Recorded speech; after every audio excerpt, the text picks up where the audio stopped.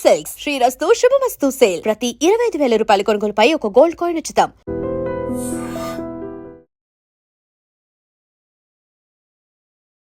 Welcome to iDream media. So జనరల్గా gas నొప్పి, గుండె నొప్పి రెండిటికి తేడా ఏంటి, పూర్తి వివరాలు తెలుసుకుందాం. మనతో పాటు ప్రముఖ gastroenterologist doctor Ankit Agarwal ఉన్నారు from Apollo hospital, Jubilee Hills. Doctor గారు నమస్తే అండి. నమస్తే అండి. అంటే జనరల్ ఇన్ఫర్మేషన్ కోసమే, అది గ్యాస్ నొప్ప, గుండె నొప్ప ఏదో తెలుసుకోవాలి, ఇంటి దగ్గర తెలుసుకోవాలని కాదు, జస్ట్ అవేర్నెస్ కోసము. గ్యాస్ నొప్పి, గుండె నొప్పి మేజర్ తేడా ఎలా ఉంటుంది డాక్టర్? చాలా ఇంపార్టెంట్ అండి. ఎందుకంటే ఈ డిఫరెన్షియేషన్, ఎందుకంటే చాలామంది ఏందంటే గ్యాస్ నొప్పి, ఇది గుండె నొప్పా అన్నట్టు చాలా కంగారు పడుతుంటారు.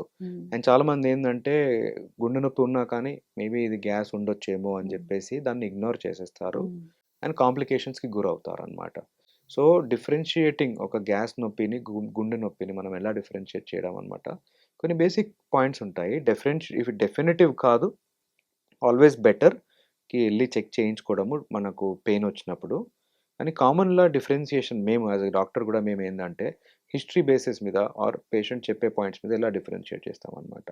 ఓకే. గుండె నొప్పి ఏందంటే జనరల్లీ చెస్ట్‌లో ఉంటుంది. సెంటర్ కొంచెం లెఫ్ట్ సైడ్‌కి ఉంటుందనమాట నొప్పి.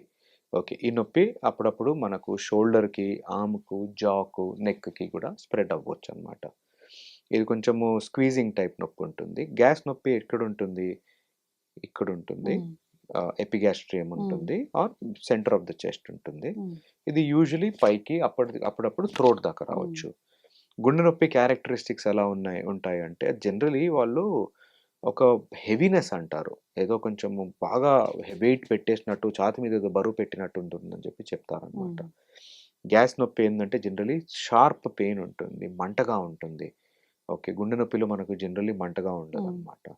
థర్డ్ థింగ్ ఏందంటే అసోసియేటెడ్ సిమ్టమ్స్. ఓకే. ఆ నొప్పితో పాటు ఏమేమున్నాయి? ఓకే. గుండె నొప్పితో పాటు ఏందంటే జనరల్లీ కొంచెం ఆయాసం రావడము, చెమటలు పడడము, కొంచెము గాబర్ అనిపియడము అన్నట్టు ఉంటుంది. గ్యాస్ట్రిక్‌తో ఏందంటే మంట ఉంటుంది. దాంతో పాటు కొంచెం ఎదర్ తేపులు రావడం కానీ, వామిటింగ్ సెన్సేషన్ అనిపియడం కానీ, తిన్నది ఇట్లా నోటికి రావడం, రిఫ్లక్స్, ఇవన్నీ కామన్ ఉంటాయన్నమాట. ఎలా తగ్గుతుంది నొప్పి? జనరల్లీ హార్ట్ నొప్పి ఆర్ కార్డియాక్ రిలేటెడ్ నొప్పి, యాంజైనా ఉంటే మాత్రము రెస్ట్ తీసుకుంటే కొంచెము తగ్గిపోతుంది. గ్యాస్ట్రిక్ నొప్పి ఏందంటే కొంచెం యాంటాసిడ్ టాబ్లెట్స్ కానీ, ఏదో సిరప్ కానీ, అప్పుడప్పుడు cold milk R Is cream తాగినా కొంచెం బెటర్ అనిపిస్తుంది. ఎందుకు అవుతుంది నొప్పి? ట్రిగ్గర్ ఫ్యాక్టర్స్ ఏంటి? ఓకే. కార్డియాక్ నొప్పికి ఏందంటే యూజువల్లీ స్ట్రెస్, మెట్లెక్కడము, లేకపోతే కొంచెము ఫిజికల్ యాక్టివిటీ చేయడం వలన ఏందంటే అప్పుడు యూజువల్లీ ఈ పెయిన్ బయటపడుతుందనమాట కొంతమందికి, నాట్ ఎవ్రీబడీ. గ్యాస్ట్రిక్ నొప్పి ఎందుకొస్తుంది? స్పైసీ ఫుడ్ తిన్నాము, ఓవర్ ఈటింగ్ చేశాము, ఆయిలీ ఫుడ్ తిన్నాము, ఆర్ ఏదో పడని వస్తువు తిన్నాము అంటే దాని తర్వాత స్టార్ట్ అవుతుందన్నట్టు అది గ్యాస్ట్రిక్ నొప్పి ఉంటుంది. ఓకే. సో, ఇవి కామన్ పాయింట్స్ అండి మనము ఎలా డిఫరెన్షియేట్ చేయడం అనమాట గ్యాస్ట్రిక్ నొప్పికి ఆర్ కార్డియాక్ హార్ట్ బేసిస్ నొప్పికనమాట. కానీ ఎవరికన్నా నొప్పొస్తుంది, ఇది నాకు ఏంది అంటే భయం ఉన్నప్పుడు ఎప్పుడన్నా నేను చెప్పినట్టు ఒక డాక్టర్ దగ్గరెళ్ళేసి ఒక ఈసీజీనో బేసిక్ టెస్ట్‌లు ఏముంటాయో చేయించుకోవడము మంచిది. అప్పుడప్పుడు డాక్టర్స్ కూడా చెప్పడం డిఫికల్ట్ ఉంటుంది. ఎందుకంటే చాలా ఓవర్‌లాప్ ఉంటుంది. పెయిన్ అంటారు, యాసిడిటీలో కూడా కొంతమంది గాబర్ అంటారు. ఓవర్ ఈటింగ్ చేసి అప్పుడప్పుడు యాసిడిటీ ఎక్కువైతే కూడా కొంతమందికి స్వెట్టింగ్ వచ్చేస్తుంది. సో, సమ్‌టైమ్స్ క్లినికల్లీ చెప్పడం డిఫికల్ట్. సో, ఆ టైంలో ఏందంటే ఎళ్లి ఈసీజీ, అప్పుడప్పుడు అవసరం పడితే కొన్ని బ్లడ్ టెస్టులు చేయించుకోవడము కరెక్ట్ అండి.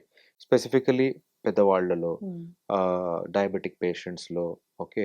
Patient already family history of heart disease ఉన్నవాళ్ళు ఆర్ స్మోకింగ్ చేసేవాళ్ళు, టొబాకో కన్జ్యూమ్ చేసేవాళ్ళు, వీళ్ళకేందంటే హై రిస్క్ పాపులేషన్ అనమాట.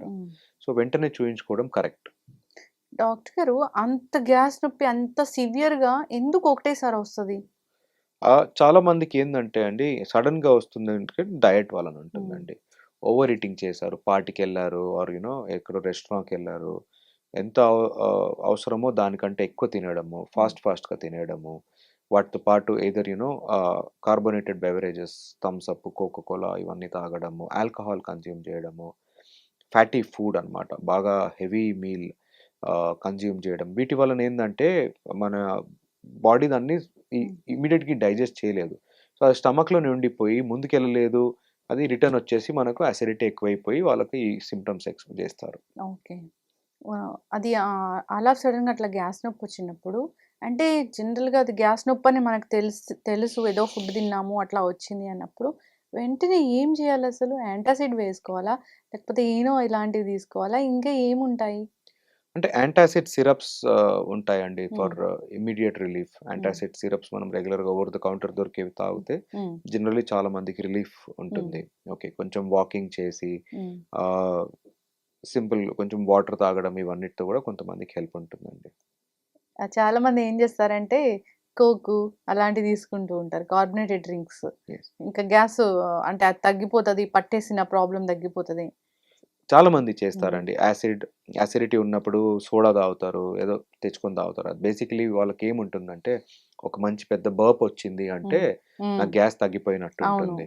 బట్ దాని వల్లతో పాటు ఏమవుతుందంటే, వాటితో పాటు రిఫ్లక్స్ ఎక్కువవుతుంది. హ్మ్. సో, వాళ్ళకేందంటే మనకు ఇన్‌ఫ్లమేషన్ పెరుగుతుంది. యాసిడ్ రిఫ్లక్స్ ఛాన్సెస్ పెరిగిపోతాయి. హ్మ్. సో, జనరల్లీ సజెస్ట్ చేయము సోడాలు ఇవన్నీ తాగడము. ఒక యాంటాసిడ్ సిరప్ తాగేసి కొంచెం if you just walk around చేస్తే హ్మ్. ఆహ్, ఈ సింప్టమ్స్ కొంచెం సేపట్లో హ్మ్. మామూలుగా తగ్గిపోతాయన్నమాట.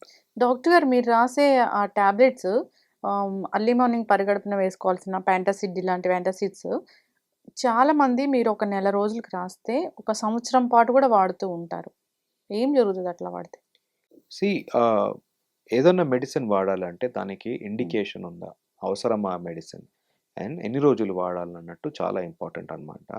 మీరు చెప్తున్నట్టు 100% కరెక్ట్. చాలామంది ఏందంటే ఒక మెడిసిన్ ఆహ్, రాస్తే యాంటాసిడ్ మెడిసిన్ ఫస్ట్ దాన్ని పొద్దున్న లేచిన వెంటనే తీసుకుంటారు తప్పు. ఈ యాంటాసిడ్ మెడిసిన్స్ కామన్‌లీ మీరు చెప్తున్నట్టు పాంటప్రజోల్ లాంటి మెడిసిన్స్ వాడాలి అంటే, మనం తినే ఫుడ్ కంటే 20 minutes to half an hour ముందు తీసుకోవడమే అవి కరెక్ట్‌గా పనిజేస్తాయి. హ్మ్. First point. సెకండ్ ఏందంటే స్పెసిఫిక్ కండిషన్స్‌లోనే అది లాంగ్ టర్మ్ తీసుకోవాల్సిన అవసరం ఉంటుంది. అదర్‌వైజ్ కామన్‌గా అసిడిటీ ఉంది అంటే కొన్ని రోజులు వాడేసి డాక్టర్ చెప్పినట్టు దాన్ని ఆపేయడమే కరెక్ట్ అన్నమాట. ఎక్కువ రోజులు వాడితే చాలామందున్నారు 20 ఇయర్స్ నుంచి వాడుతున్నారు. But theoretically risk complications or risk of side effects పెరిగిపోతుందన్నమాట. హ్మ్. కొంతమందికి అందువలన బోన్స్ వీక్ అవుతాయంటారు. Very rarely kidney related effects ఒస్తాయి. Hmm. And but more commonly ఏందంటే వీటి వలన మన బాడీలో క్రానికల్లీ యాసిడ్ సప్రెషన్ అయిపోతుంది. హ్మ్. అండ్ అందువలన ఏందంటే రిస్క్ ఆఫ్ ఇన్ఫెక్షన్స్ పెరుగుతుంది. రిస్క్ ఆఫ్ వైటమిన్ డెఫిషియన్సీస్ పెరిగిపోతుంది. స్టమక్‌లో పాలిప్స్ హ్మ్. ఉంటాయి. అవి ఈ మెడిసిన్స్ వలన కొంచెం కామన్‌గా చూస్తున్నాం ఈ మధ్య. హ్మ్. ఫండిక్ గ్లాండ్ పాలిప్స్ అంటాము. సో, ఇవన్నీ ఈ మెడిసిన్స్‌తో వచ్చే సైడ్ ఎఫెక్ట్స్. హ్మ్. ఏదైనా మెడిసిన్ మనకు అవసరం ఉంటేనే మనము రెగ్యులర్‌గా వాడితే మంచిదండి. యెస్. జస్ట్ అందరూ వాడుతున్నారు గదా! నేను ఆ! గూడా వాడేస్తాను. కడుపులో హాయిగుంటది. హాయిగుంటుంది హ్మ్. అని జెప్పి వాడేస్తాను అంటే హ్మ్. It is not a good thing to do అన్నమాట. హ్మ్. ఇప్పుడు సీనియర్ గ్యాస్ట్రో ఎంట్రాలజిస్ట్‌గా మీరు చెప్పండి డాక్టర్ గారు. బ్రేక్‌ఫాస్ట్, లంచ్, డిన్నర్ ఏ టైంకి చేయాలసలు? చూడండి బ్రేక్‌ఫాస్ట్ ఆబ్వియస్‌లీ మనం లేచే 2-3 అవర్స్ లోపల. సో, హ్మ్. జనరల్లీ ఏందంటే ఆహ్, అరౌండ్ 8:00-10:00 మధ్యలో breakfast. Lunch around that 1-3 time and 7-9 dinner ఉంటుందండి. హ్మ్. డిన్నర్ తర్వాత అట్‌లీస్ట్ మనం ఒక 2 అవర్స్ పడుకోకుండా ఉండాలి. చాలామంది ఏందంటే ఆఫీస్ నుంచి వస్తారు, తిన్న వెంటనే పడుకుంటారు. హ్మ్. సో, అది అవాయిడ్ చేయడం చాలా ఇంపార్టెంట్ అనమాట. హ్మ్. సో, ఆహ్, డిన్నర్ తర్వాత అట్‌లీస్ట్ 2 అవర్స్ గ్యాప్ ఇవ్వడం ఇంపార్టెంట్. మనం చెప్పినట్టు బ్రేక్‌ఫాస్ట్, లంచ్, డిన్నర్ మధ్యలో అవసరం ఉంటే snack. Smaller meals, frequent meals better. చాలామంది గ్యాస్ట్రిక్ ప్రాబ్లమ్స్ ఉన్న వాళ్ళకేందంటే, హ్మ్. అది వాళ్ళు బెటర్‌గా టాలరేట్ జేస్తారు. హ్మ్. వాళ్ళకు సింప్టమ్స్ కూడా కొంచెం హ్మ్. కంట్రోల్‌లో ఉంటాయి. హ్మ్. ఈ ఆహ్, పికిల్స్ ఇలాంటివి తీసుకుంటే కడుపుని ఇరిటేట్ చేస్తాయి అంటారు. అంటే అవి చాలా క్రేజీ టేస్ట్‌తోనుంటాయి కదా డాక్టర్ గారు. హుహు. పూర్తిగా మానేయాల్సిందేనా? చూడండి. ఎనీ డైట్ రెస్ట్రిక్షన్ చెప్పేదేందంటే పేషెంట్‌కి సింప్టమ్స్ ఉంటేనే. ఇప్పుడు మీకు పికిల్ తింటే పడట్లేదు అంటే హ్మ్. అవాయిడ్ చేయాల్సిందే. హ్మ్. అప్పుడప్పుడు ఎనీ ఫుడ్ ఇస్ ఫైన్. హ్మ్. ఓకే. పికిల్‌లో ఏందంటే సాల్ట్ ఎక్కువుంటుంది, హ్మ్. స్పైస్ ఎక్కువుంటుంది, ఆయిల్ ఉంటుంది. సో, టేస్ట్‌కి ఎవరికైనా బావుంటుంది. అందరూ తింటారు. బట్ ఏందంటే అది తిన్నందుకు కొంతమందికి కొంచెం గ్యాస్ట్రిక్ ఇరిటేషన్ అవుతుంది. నాకు అసిడిటీ అవుతుంది. అది తింటే నాకు బాగా అసలు ఒక యాసిడ్ టాబ్లెట్ ఏసుకోవాల్సిందే అంటే దెన్ అవాయిడ్ చేయడమే మంచిదండి. హ్మ్. యెస్. చక్కటి ఇన్ఫర్మేషన్ డాక్టర్ గారు. సో, గ్యాస్ నొప్పి, గుండె నొప్పి అసలు ఏదైనా నొప్పొచ్చిందంటే మీరన్నట్లుగా ఒకసారి డాక్టర్ దగ్గరికి వెళ్లి ఈసీజీ తీయించుకుంటే సరిపోతుంది. గ్యాస్ నొప్పా, గుండె నొప్పా ఒక్కొక్కసారి 2 సింప్టమ్స్ ఒకేలాగా ఉంటాయి కాబట్టి, యెస్. మరీ పానిక్ అవ్వాల్సిన అవసరం లేదు. మంచి ఇన్ఫర్మేషన్ ఇచ్చారు డాక్టర్ గారు. ఫాలో అవ్వాలని కోరుకుందాం. అంతేకాదు పొట్టని ఇరిటేట్ చేసే ఏ ఫుడ్స్ అయినా తీసుకోకూడదు. అంతేకాదు యాంటాసిడ్ ఒకసారి రాసారని అది ఎప్పటికీ వాడడం కూడా మంచి పద్ధతి కాదు. దానివల్ల మినరల్ అబ్జార్ప్షన్, విటమిన్ అబ్జార్ప్షన్ అనేది సరిగా ఉండదు. సో ఫాలో అవ్వాలని కోరుకున్నాను డాక్టర్ గారు. సో పొట్టకు సంబంధించి ఎలాంటి ప్రాబ్లం ఉన్నా ఒకసారి కాంటాక్ట్ చేయాలని కోరుకుందాం. ధన్యవాదాలు.